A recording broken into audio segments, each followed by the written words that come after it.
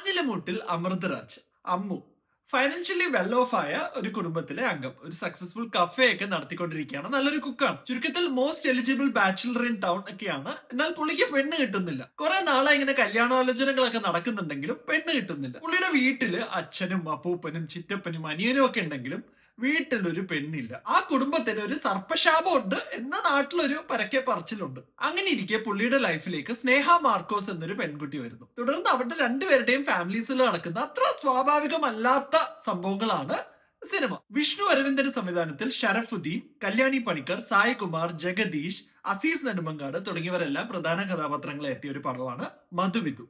കുറെ cute moments കോർത്തിണക്കിയ ഒരു light hearted പടമാണ്. ഒരു റൊമാൻറ്റിക് കോമഡിയാണ്. അങ്ങനെ വലിയ ഇമോഷണൽ ഡെപ്ത് ഒന്നും ഈ പടത്തിന് അവകാശപ്പെടാനില്ല. കുറെ ചിരിക്കാനുണ്ട്. നമ്മളിപ്പോ ഒരു ട്രെയിൻ സ്റ്റേഷനിൽ നിൽക്കുമ്പോൾ ഒരു ട്രെയിൻ വരുന്നു, പോകുന്നു, വീണ്ടും ട്രെയിൻ വരുന്നു, പോകുന്നു. അതുപോലെയാണ് ഈ സിനിമയിൽ അമ്മുവിന്റെ ജീവിതത്തിൽ പ്രശ്നങ്ങൾ ഓരോന്നായിട്ട് വരുന്നത്. ഒരെണ്ണം വരുന്നു, അത് സോൾവ് ചെയ്യുന്നു, വീണ്ടും വരുന്നു, സോൾവ് ചെയ്യുന്നു, അങ്ങനെ പോകുന്നു പടം.